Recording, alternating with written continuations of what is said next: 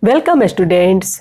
आज हम लोग एक बहुत ही रोचक और अनोखी कहानी पढ़ने वाले हैं जिसका नाम है दानव और बच्चे। जैसा कि कहानी के शीर्षक से ही पता चलता है, ये कहानी कुछ अलग ही टाइप की होगी। तो आइए इस अनोखी कहानी का आनंद उठाते हैं। इस वीडियो को अंत तक देखें और लाइक करना ना भूलें। नए हैं तो इस चैनल को सब्सक्राइब कर दें और बेल आइकन को प्रेस करें ताकि सभी वीडियोस की नोटिफिकेशन आप तक सबसे पहले पहुंचे। दोपहर में पाठशाला से लौटते हुए बच्चे दानव के बगीचे में खेलने लग जाते हैं। दानव का बगीचा बड़ा और सुंदर था। उसमें नरम नरम घास का गलीचा बिछा हुआ था। जहाँ तहाँ क्यारियों में रंग बिरंगे फूल खिले थे। बगीचे में आड़ू के कई पेड़ थे जिन पर गर्मियों में सुंदर फूल खिलते, मीठे फल लदे थे। इन पेड़ों पर बैठकर पक्षी मधुर संगीत सुनाते और बच्चे अपने खेल को भूलकर उनके संगीत में खो जाते थे। दानव अपने मित्र के यहाँ गया हुआ था। वहाँ कुछ समय बिताने के बाद वह घर लौटा। वह जैसे ही भीतर घुसा, उसे बगीचे में कुछ बच्चे खेलते हुए दिखाई दिए।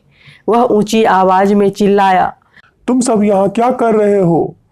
बच्चे दानव की डरावनी आवाज सुनकर भाग खड़े हुए।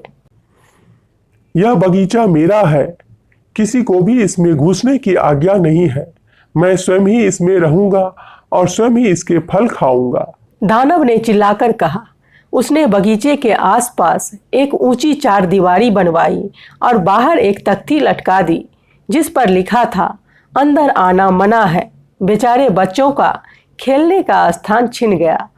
अब वे धूल भरी सड़क पर खेलते। कहाँ बगीचे के नरम नरम घास, पेड़ों की ठंडी छाया और कहाँ धूल भरी गर्म सड़क।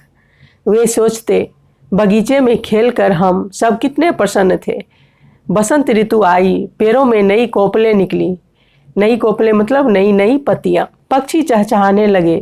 चारों ओर रंग बिरंगे फूल खिल उठे। सुगंधित हवा बहने लगी।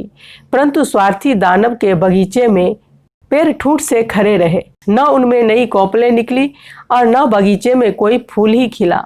नरम नरम हरी घास भी सूखकर पीली पड़ गई। कोई पक्षी उस बगीचे में नहीं चहका।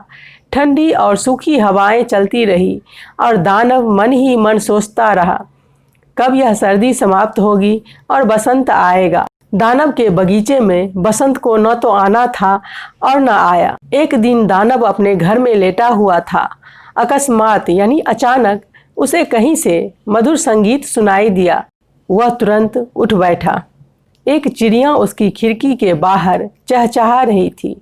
दानव ने बहुत समय से किसी पक्षी की आवाज नहीं सुनी थी, इसलिए इस चिड़िया का चहचहाना दानव को स्वर्गिक संगीत जैसा लगा। स्वर्गिक संगीत मतलब जैसा कि स्वर्ग में इंद्र के दरबार में अप्सराएं नाचती हैं और गंधर्व लोग गाते हैं, तो जैसा स्वर्ग का दृश्य होता है वैसा ही इस दानव को पक्षी की संगीत महसूस हुआ। ओह, तो आ गया बसंत, यह कहते हुए वह अपने बिस्तर से कूदा और बाहर बगीचे में देखने लगा। दानव ने अपने बगीचे में एक अनुपम दृश्य देखा। बगीचे की चारदीवारी में एक बड़ा सा छेद हो गया था। उसमें से बच्चे बगीचे में घुस आए थे। पेड़ों के आसपास बच्चे प्रसन्नता से नाच रहे थे और पेड़ों की शाखाएं झूम झूम कर उनका स्वागत कर रही थी। चारों ओर रंग बिरंगे फूल अपना सिर उठाए मुस्कुरा रहे थे।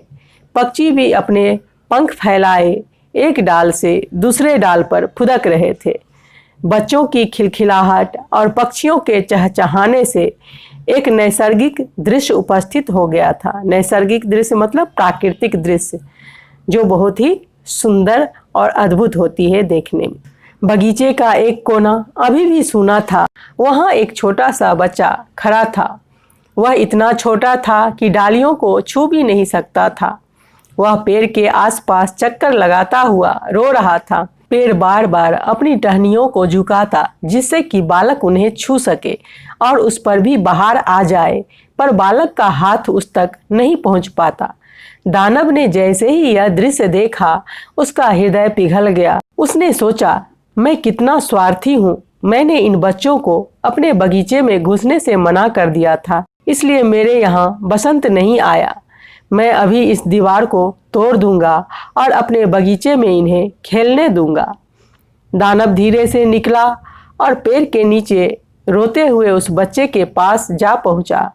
बगीचे में दानव को आते देख सभी बच्चे भाग खड़े हुए। छोटा बच्चा सहम गया मतलब डर गया। दानव ने उसे पुचकार कर यानी प्यार से गोद में उठा लिया और पेड़ की शाखाओं तक पहुंचा दिया। पेड़ की शाखाएं प्रसन्नता से झूम उठी और तुरंत उनमें कलियां चटकने लगी, यानी उस पे भी बहार आ गई। पक्षी उस पर बैठकर गाने लगे। छोटे बच्चे ने अपनी दोनों बाहें दानव के गले में डाली और उससे चिपक गया, मानो वह उसको धन्यवाद दे रहा हो। बगीचे की टूटी हुई दीवार से कई बच्चे झांक रहे थे। उन्होंने जब दानव को बच्चे से प्यार करते देखा, तब वे बगीचे के भीतर आ गए और उन्हीं के साथ मुस्कुराता हुआ बसंत भी बगीचे में आ गया। दानव ने फावड़ा उठाया और चार दीवारी को तोड़ने लगा। बच्चे उसके आसपास कूदने लगे। बगीचा पहले ही की तरह बहुत ही सुंदर हो गया है। तो देखा बच्चों, ये थी ना एक अनोखी कहानी। इस कहानी से हमें यह सीख मिलती है कि बच्चों की हंसी में स्वर्गिक सुख है, यानी स्वर्ग जैसा आनंद है। यानी जिस जगह पे बच्चे हंसते और खिलखिलाते हैं, वहाँ पे स्वर्ग जैसा आनंद और खुशी फैल जाती है, यानी चारों ओर बहार ही बहार होती है।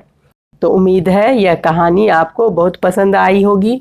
अगर आपको यह कहानी पसंद आई है तो आप इस वीडियो को लाइक कर दें, अपने दोस्तों के साथ इसे ज़्यादा से ज़्यादा शेयर करें।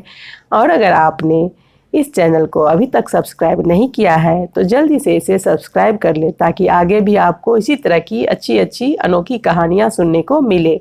धन्यवाद।